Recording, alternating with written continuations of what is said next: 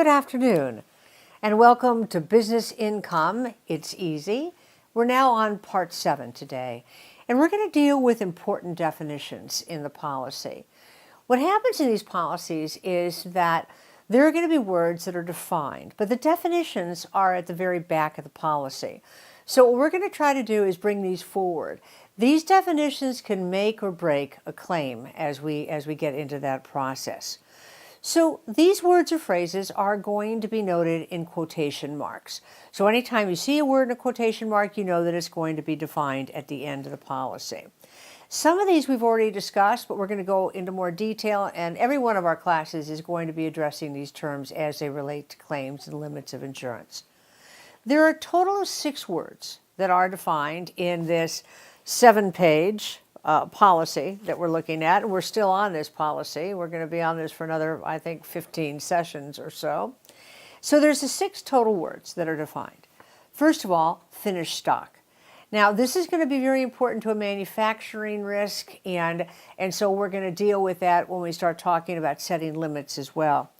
Operations. Some of the words are self-evident, like operations. Period of restoration. That's going to be the big one here.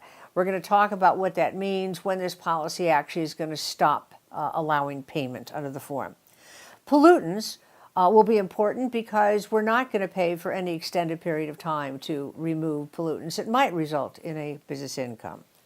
Rental value we did discuss, and then suspension. So those are going to be our 6 terms. Again, the period of restoration being the most important for any claim and for setting limit. Let's start with finished stock. So finished stock has to do with stock that an insured manufactures. What a business income form does not want to do is pay for a loss of income on finished stock that has not been pre-sold, because there really is a moral risk there. That being that if the company paid for all the loss of income on finished stock that hadn't been sold, we're really making the insured better than they were before. And so we have solutions for that, but those solutions are really in the property form. And again, we'll talk more about this, but our solution there is going to be a manufacturer's selling price endorsement. So the form is clear that in the causal loss forms under special exclusions relating to business income, they're not wanting to pay for any loss of income on unsold finished stock. Operations, that's really what your insured's doing. So if you put this in the framework of a restaurant, for example, a restaurant's in the business of serving food to patrons. That's how you define the operation on the application. And so that's what this form is going to pay. If, in fact, your insured has started other operations that they have not declared and the company has not charged an appropriate premium for, you might have a problem in getting any kind of recovery on business income for non-declared operations. Again, the third definition is pollutants. And what we're trying to do there is say that if there is a loss and we have an extended period of time to do any sort of remediation, there will be no additional coverage for that under business income, because any sort of loss by pollutants is going to be excluded here. The definition of rental property, rental value.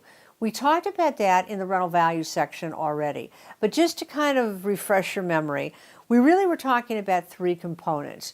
We are talking about loss of rents, actual income that the landlord receives.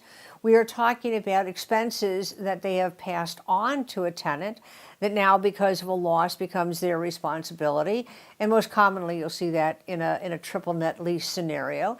And any fair rental value for the space that your insured might occupy. So all of that is defined here in the form.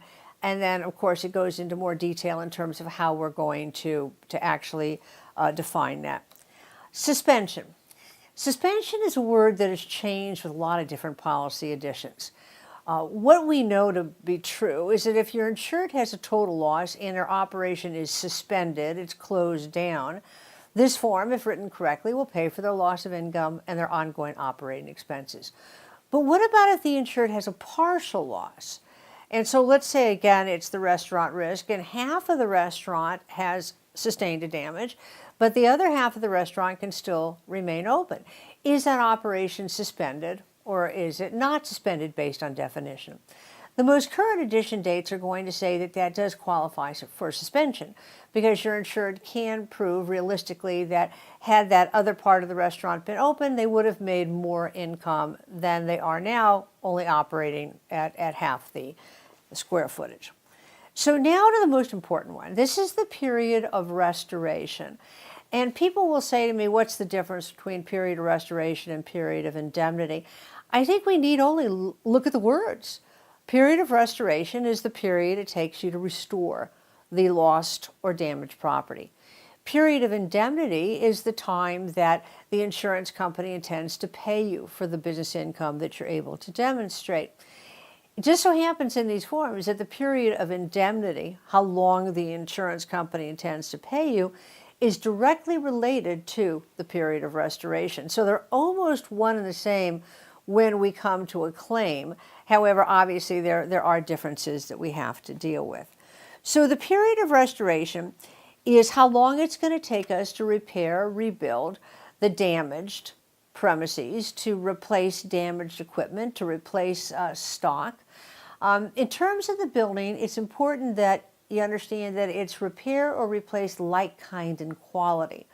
So we're not going to take care of any exacerbated time frame that is because of building ordinance, and which would then create a longer time frame.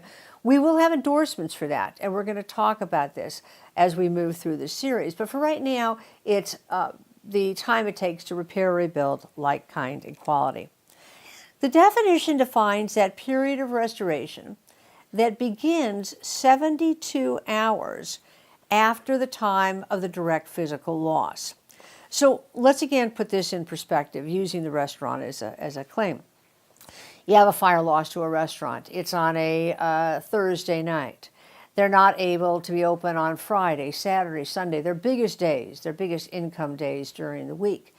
And what the form says is we've got a 72-hour waiting period. Now, what this means in some interpretations is it's a 72-hour deductible. And I think it's okay for the purposes of this class to think in those terms. We have a solution to this. We can actually remove that 72-hour deductible waiting period. Because if we don't, your insured's going to be able to demonstrate that they have a loss of income, obviously, for Friday, Saturday, Sunday, but there'll be no recovery on the policy. It is, in fact, a mistake on our parts not to ask for that to be reduced or to ask for that to be eliminated. And it really is at a very, very low cost that we can go ahead and create that. So it begins 72 hours after the direct loss, and then it ends, and this will be now the period of restoration. For business income, when the property is repaired or rebuilt, this form is going to stop paying. Now, we know that that restaurant can open. It can be repaired, but it's not going to have the same level of income that it had prior to that loss. So we have to take care of that with an extension, and that's the period of restoration extension. But for right now, what you need to understand is without any sort of endorsement, this policy is going to end at the point of restoration with this caveat. Most of our forms will now give us 30 days, 60 days automatically. We can go ahead and extend that actually for up to 2 years. Now, when does the extra expense form stop? The extra expense form stops paying us when your insured is relocated permanently to another location. This is a departure from forms in the past, but I think it's fair because I think we are making our insureds better than they were before until we have that closing date, which we've now created. So for extra expense, when the insured has relocated, that form is going to stop paying. So those are the definitions. They're important because they come into play every time we have a claim. They're at the back of the form. And like I said, what we've done now is bring them to the foreground. Easy? Not easy. I'm not sure. But in Part 8, we're going to look at the methods of writing coverage. See you then. That was easy.